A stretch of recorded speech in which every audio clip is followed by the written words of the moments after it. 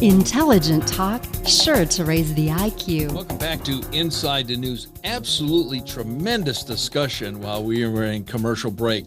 We're going to bring you into that. Frank Vernuccio, Ben Brunson, my name is Guy Wayman. Ben, you brought up something during the break that on this show about 5 years ago, we were talking about the immigration wave and that the immigration wave will soon change from those coming from Europe, much akin to what it was 100 years ago when that immigration wave came into the United States. Ben, kind of revisit that. Yeah, I'm openly predicting that in 20 to 30 years' time, you will start to see a massive demand for immigration from Europe to the United States. And I'm not talking, it'll be on par with what happened in the late 1800s, where millions of Europeans will desire to flee that continent and come to the United States. A lot of smart Europeans are already there and have done what they can to buy second homes in the United States. But that's kind of the wealthy class. I'm talking about the working class of Europe, traditional Europeans, native Europeans. They're going to flee Europe because the jobs are disappearing, the economies are shrinking in Western Europe due to liberal policies, woke policies, and of course, these countries, the UK, France, Belgium, Germany, are becoming increasingly Islamic republics, more every day. They have yet to stop the unfettered immigration from the Middle East into Western Europe. And the demographics are overwhelmingly negative for native-born Europeans. Their population is dying off, and Muslim immigrants are having huge families. So it bodes pretty poorly for the future of Western Europe. It's no more positive than it has been for Lebanon to go from a Christian to a Muslim nation over the last 50 odd years. Lebanon used to be a flourishing place in the Middle East, the Paris of the Middle East. It was known in the 60s and 70s, and now it's just racked by violence and no economy to speak of. That's the future of Western Europe. It's very bleak. It's sad to say, but you have to look at the reality of what's happening there and say that is what's happening. And a lot of Europeans will desire to come to this country. If we have the right policy, it will fuel another big boom in the United States. Frank, you brought up something too, and we all discussed it, the World Cup. It was revealing when people from other countries come here and their eyes were opened. This was not the left and the mainstream media and the Obamas and everything trying to downplay America. This was America in real time, and they were able to witness the beauty of the United States. Yeah, there have been numerous accounts in all sorts of media, from newspapers to TV, interviewing folks from Europe attending the World Cup games. And they're astounded at a number of things. Number one, the reports about America being racked by racial violence they saw was absolute gibberish. The prosperity of the United States absolutely astounded them.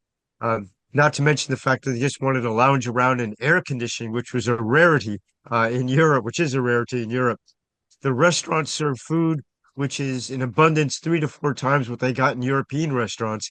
They're seeing a different United States than what the media has portrayed, and they are absolutely stunned.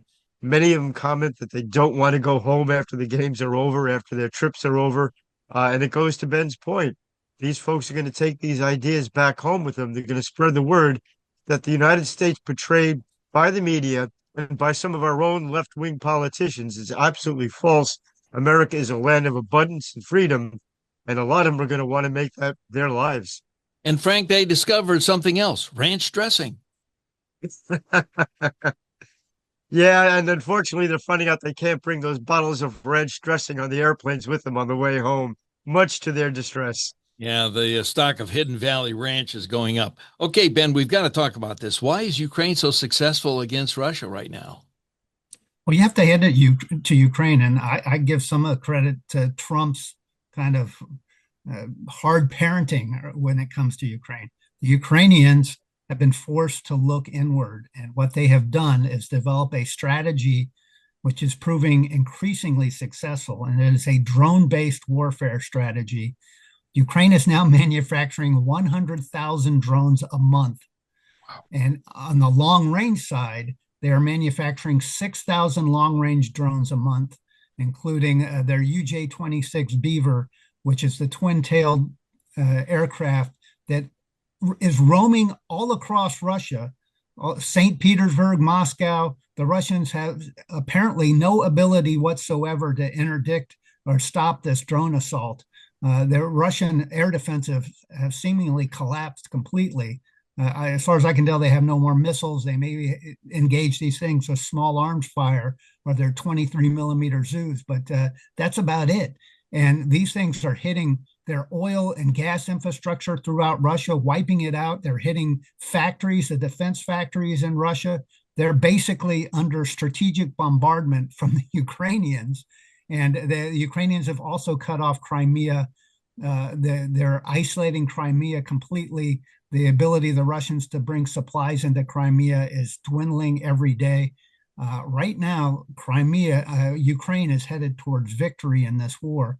And I think what's going to happen is Putin is going to be ousted from office in the not too distant future. I don't see how he possibly holds on much longer, because for the average Russian who got nothing but propaganda about how great they were doing for years, now they're under bombardment every day, and they recognize that the Russian military has zero ability to stop the Ukrainian bombardment. Yeah, Putin could be ousted from a window, Frank. Yeah, I have a somewhat more technical view of this. About a decade ago, Vladimir Putin gave a speech to the Russian Duma, their parliament, and he mentioned a strategic realignment of spending on his defense policies. And he said they were going to spend a lot more on weapons designed for a great power conflict, a nuclear conflict with the West. He drained some resources from his conventional forces. As a result, Russia went into Ukraine with a non-strategic military that was not geared for this type of war. He was prepared to fight against the United States, and I'm going to say even possibly China, with a nuclear force. And he drained his conventional forces so that they really were not really where they needed to be to attack Ukraine. The United States, oddly enough, has the reversed issue. During the period since the fall of the Soviet Union, we kind of put a lot of our resources in the conventional military and drained a lot of our strategic resources. All right, we've got to take a time out there. We could keep on going, and well, guess what? We've got more yet to go. So grab your cup of Joe and stick with us. This is Wayman Brunson and Venuccio Inside the News. They'll be back. Getting to the heart of the matter. Here's Guy Wayman, Ben Brunson, and Frank Vernuccio with more Inside the News. Welcome to our third segment of Inside the News. Frank Vernuccio. You can find him at usagovpolicy.com. He's with the American Analysis of News and Media. Ben Brunson, the author of The Falstaff Enigma and Esther Sling, a couple really good books right there.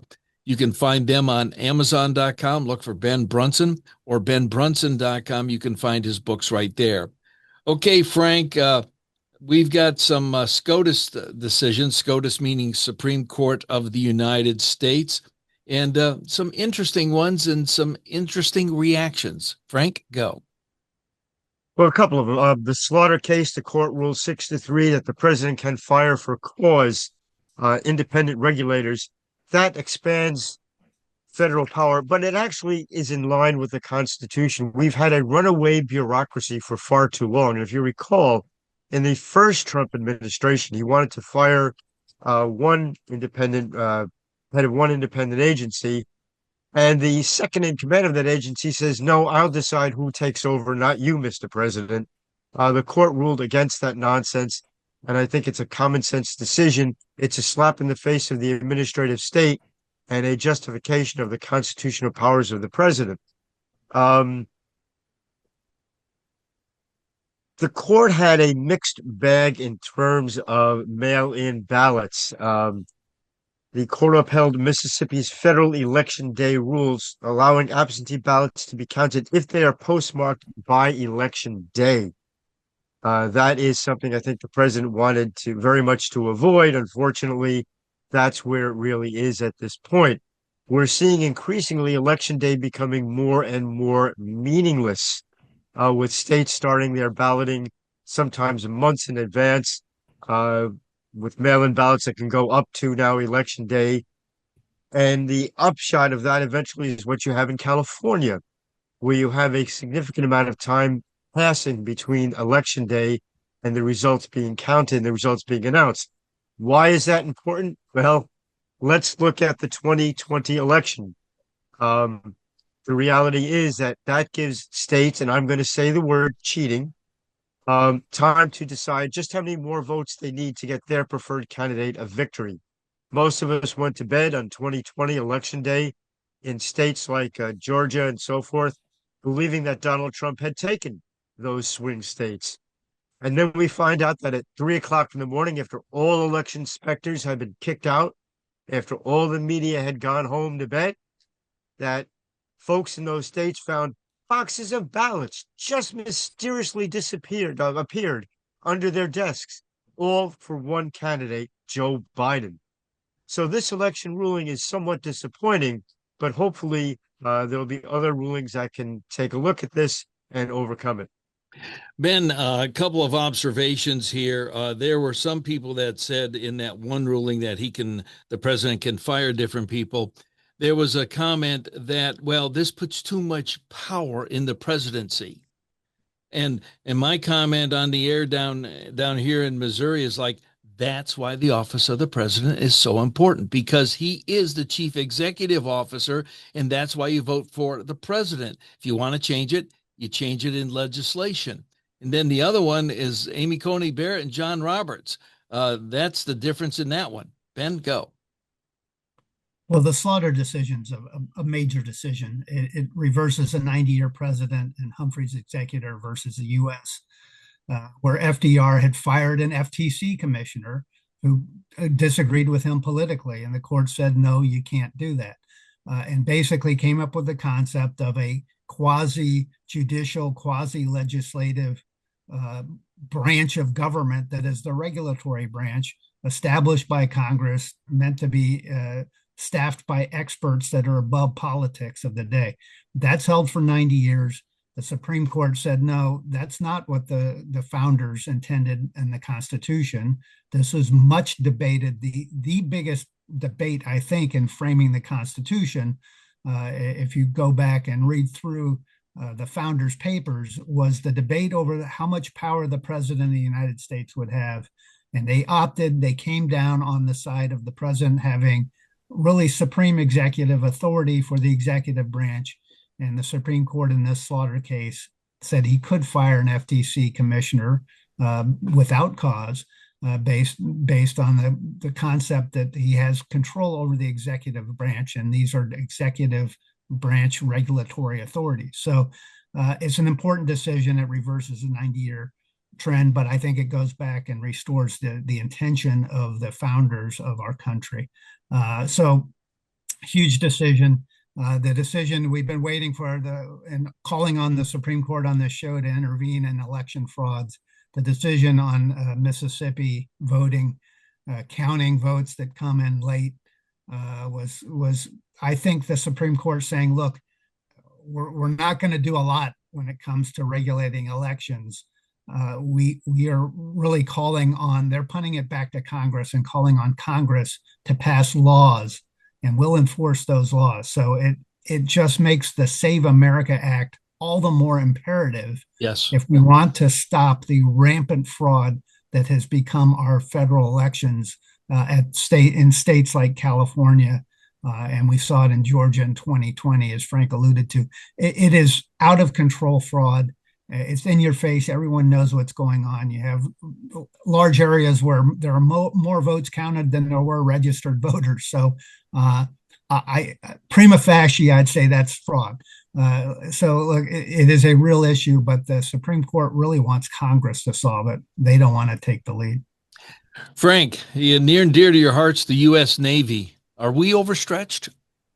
No, we are dramatically overstretched. Look, the symbol of global stability, global trade, and peace rests on the back of about 10 or 11 U.S. aircraft carriers roaming the world. But we're in a different situation now. We have a near-peer competitor that has more holes in the water than we do. That's China. And China has become increasingly technologically advanced.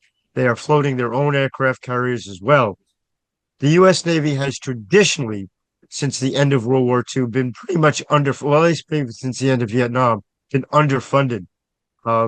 What makes it worse is that we no longer have the means of production to build the ships that we actually need. There's been some advances. A South Korean shipbuilder is moving some facilities to the United States, I believe, to the Philadelphia shipyards, where they're going to try to increase U.S. production of ships.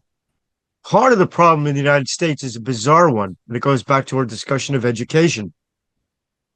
In addition to no longer having the facilities like the Brooklyn Navy Yard and so forth that propelled us to victory in World War II, we no longer have the workforce that we need to build ships.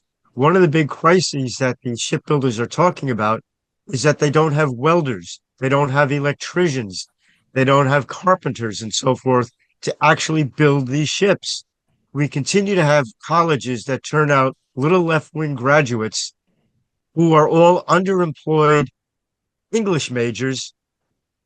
No one really is investing in trade schools, the jobs that we really need. And by the way, the jobs that actually pay salaries that are good for the kids, that really can give them some level of personal prosperity.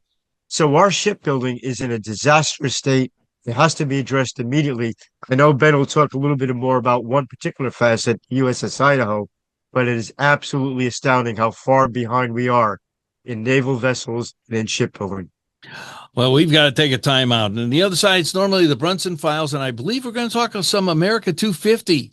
And it should be kind of an encouraging and patriotic look in this next segment. Stick with us. Wayman Brunson and Vernew Show. We'll be back. You're listening to Wayman Brunson and Vernuccio, Inside the News.